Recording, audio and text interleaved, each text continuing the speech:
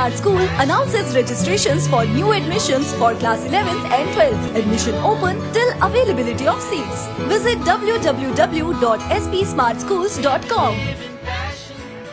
जम्मू कश्मीर में बढ़ते corona virus पर काबू पाने के लिए प्रदेश सरकार ने सभी 20 जिलों में 17 मई तक कोरोना कर्फ्यू लगाने का आदेश जारी कर दिया है। ये कोरोना कर्फ्यू 10 मई सुबह 7 बजे से लेकर 17 मई सुबह 7 बजे तक जारी रहेगा। वहीं इस दौरान सुबह 6 बजे से लेकर 10 बजे तक किराना, दूध, दही, सब्जियों की दुकानें खुली रहेंगी। सरकार ने शादी समारोह में शामिल होने वाले अतिथियों की संख्या को 50 से घटाकर 25 कर दिया है। इस आदेश से पहले ही विभिन्न जम्मू के संगठनों द्वारा लॉकडाउन बढ़ाने की मांग की जा रही थी ताकि इस कोरोना की चेन को तोड़ा जा सके।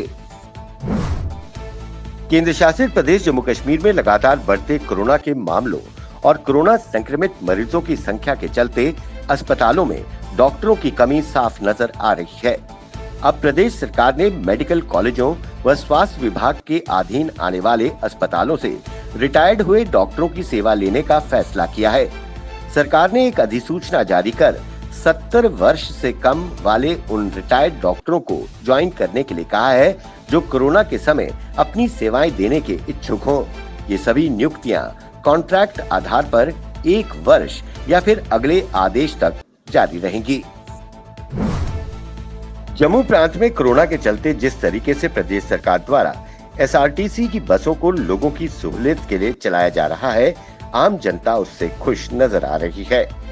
लोगों का मानना है कि उन्हें आने जाने में कोई समस्या नहीं हो रही है।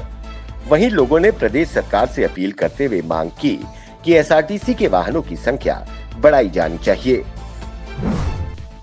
बांदीपुरा के इस आदमी द्वारा पिछले साल जीवन रक्षक ventilator, touchless sanitiser, disinfected tunnel बनाने के बाद इस बांदीपुरा मैन ने अब एक ऑक्सीजन कंसंट्रेटर का प्रोटोटाइप बनाया है। 60 वर्षीय मोहम्मद इस्माइल चमत्कार कर रहे हैं। 2019 में अपने बेटे डॉक्टर जमशीद को कैंसर की वजह से खोने के बाद उन्होंने अपने घर पर 5 लाख रुपए की लागत से सीतू फैब लैब स्थापित किया। इन्हें हार्वर्ड मेडिकल स्कूल से सराहना प्रमाण पत्र और पिछले वर्षों के मॉडल के लिए 5,000 रुपए का नगद पुरस्कार भी मिला है। कोरोना महामारी के डर से जहां कई लोग अपने सगों को भी कंधा देने से मुंह फेर रहे हैं, वहीं दक्षिणी कश्मीर में स्थानीय मुस्लिम्स ने एक कश्मीरी पंडित के निधन पर न सिर्फ उसकी अर्थी को कंधा दिया बल्कि उसका दाह संस्कार भी किया। दिवंगत कश्मीरी पंडित का परिवार जम्मू में रहता है, जबकि ये पुलवामा स्थित अपने पुश्तैनी गांव में ही रह रहा था। इस दौरान मुस्लिम समुदाय के लोगों ने पूरे हिंदू रीति रिवाज के साथ अंत्येष्टि का बंदोबस्त किया। वहीं एक कश्मीरी युवा ने कहा कि हमारा मजहब बेशक अलग है, लेकिन हम सब एक ही मिट्टी से जुड़े आपस में भाई हैं। यही कश्मीरियत है। बांदीपुर अस्पताल में पिछले 7 दिनों में 2 कोविड-19 पॉजिटिव मरीजों की मौत हो गई।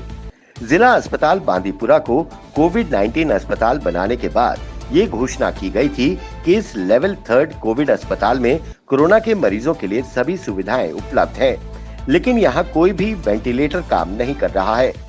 यहाँ लगभग 6 वेंटिलेटर हैं।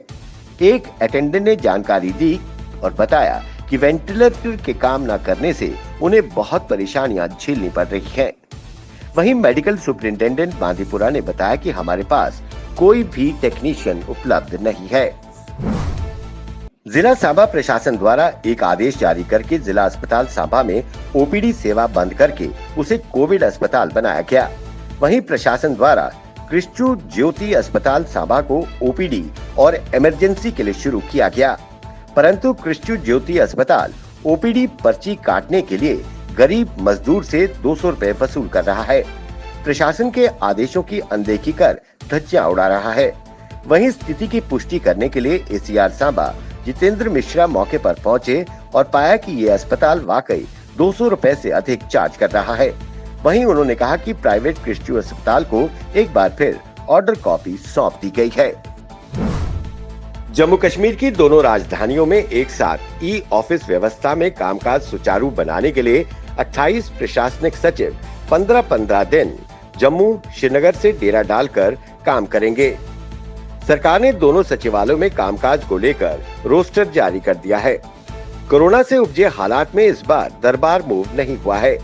कश्मीर संभाग के कर्मचारी श्रीनगर सचिवालय से व जम्मू के कर्मचारियों जम्मू सचिवालय से काम कर रहे हैं। ऐसे हालात में इस बार सिर्फ प्रशासनिक सचिव ही दोनों सचिवालय में मूव करेंगे। पुंछ जिले के सुरनकोट तहसील फागला गांव में जंगल में आतंकवादियों द्वारा बनाए गए ठिकाने को सेना व पुलिस के जवानों ने संयुक्त अभियान के दौरान ध्वस्त करके 19 ग्रेनेड बरामद करके बड़ी आतंकी साजिश को नाकाम कर दिया। जानकारी के अनुसार सेना व पुलिस को पुख्ता जानकारी मिली कि आतंकवादियों ने सुरनकोट तहसील के फागला गांव के जंगल में अपना ठिकाना बना रखा है। सूचना मिलते ही सेना व पुलिस के जवानों ने अपना संयुक्त तलाशी अभियान शुरू कर दिया। इस अभियान के दौरान सुरक्षा बलों के जवानों ने आतंकवादियों द्वारा छुपाए गए ठिकाने को ध्वस्त करके 19 ग्रेनेड बरामद किए।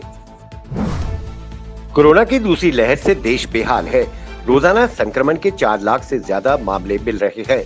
वहीं 4000 पार मौतों का आंकड़ा भी खौफ बढ़ा रहा है।